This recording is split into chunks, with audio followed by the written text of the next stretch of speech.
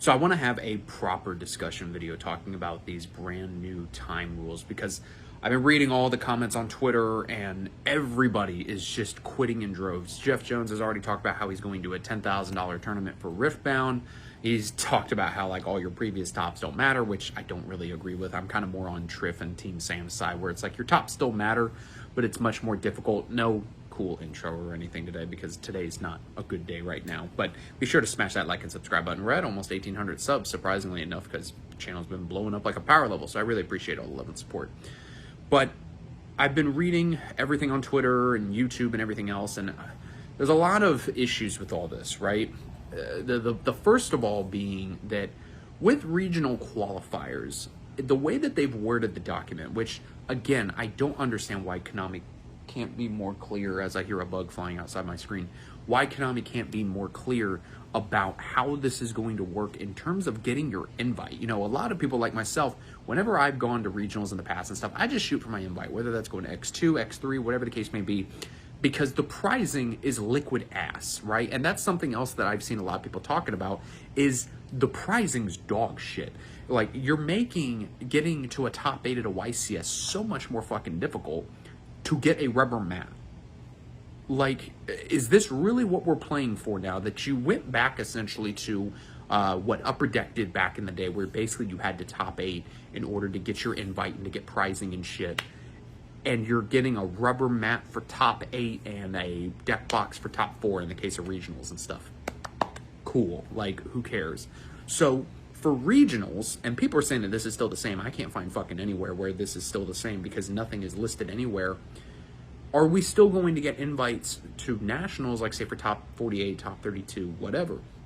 Because if that's the case, the blow is slightly, and I mean very slightly, not as bad. Because essentially you take the needle from awful all the way down here at the end to here. Like that's all that it does. Because now what that means is that if you're X1 and like you get a double loss in the last round, then you're X2, you still get your invite. And people like Pac in his video were saying like, well, this doesn't really benefit you because, you know, if you get a double loss, that's going to hurt your tiebreaker even more because both you lost in the same round. But here's the thing, Pac. There are going to be people, and this is going to happen to me, I'm sure, if I wanted to play competitively, but with these rules, I am not ever going to come back to competitive Yu-Gi-Oh! There are going to be people, and with my dog water luck, it's going to happen to me. You're in the last round of a regional, round 8, round 9, round whatever, and both of you are X2 on the bubble. Your opponent loses game 1. It is a 30-minute game 1, really back and forth. What do you think that they're going to do? You think that they're going to play game 2 legitimately? No. They're going to slow play the shit out of you. And then you have the song and dance that you get to play of, well, I'm going to call a judge for slow playing, and then maybe the judge will say, well, he's not slow playing. He's technically still making plays, or whatever. You appeal to the head judge says the same thing. You get a double loss, and your opponent says, you're not getting your invite, I'm not getting my invite. Have a fun drive home. That's going to happen, and I guarantee you it's going to happen. Like, there's going to be a lot of infighting in the community, more than there's ever been before. These changes are absolute dog shit. And I like what Triff and Sam said in their video, where Sam was like, this has to be a money thing. And I really think that it is. Because if you think about it, renting out these big-ass venues for all these YCSs, even regionals to an extent, is a lot of money. And the more money that they're pumping into it as events go on throughout the day, they're losing more and more money. Now, this could lead to the fact that maybe the pricing is better, but who gives a shit when topping a YCS is practically impossible? I mean, I made day 2 losing the next to last round in day 2. I could have played it out and probably gone X3 after day 2, but I didn't really care because I was tired.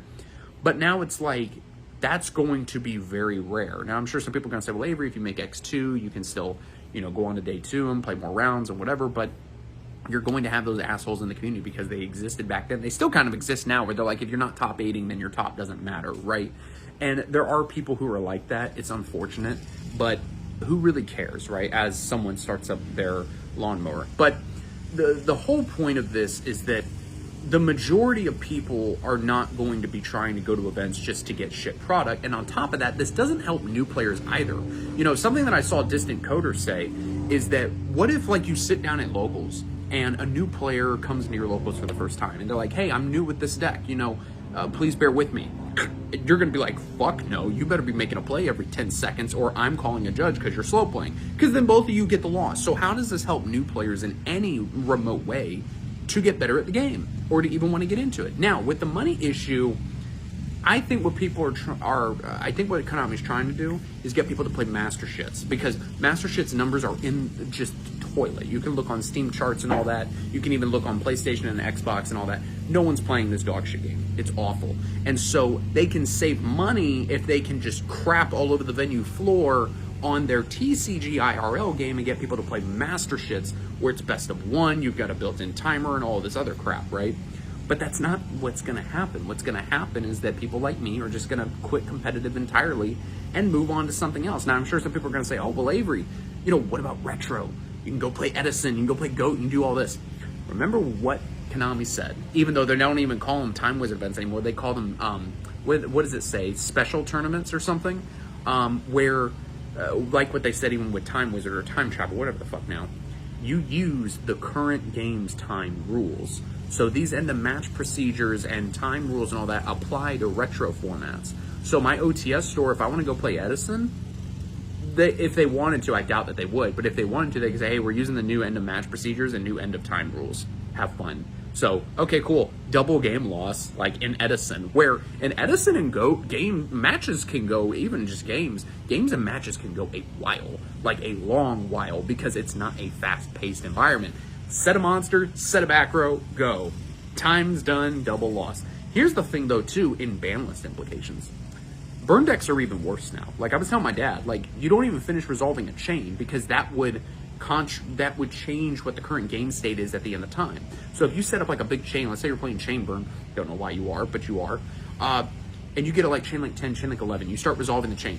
The opponent could be like, oh wait, hang on, I haven't lost yet, even though this is going to kill me. We have to resolve it one by one. Okay, jar agreed, you draw. Oh, okay, I activated my search spell. I need to search. Oh, here's my search. Time. Oh, you don't get to resolve your chain strike that was going to do a crap ton of damage. Double game loss. Have fun playing burn.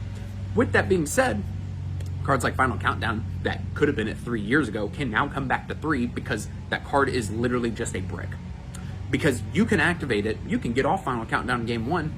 Congratulations, Sugar Boo Bear. Your opponent's going to stall the shit out of you because you ain't getting that match win. No siree. So we could actually see a lot of things come off the ban list now because of these dog shit changes if they don't reverse them, right?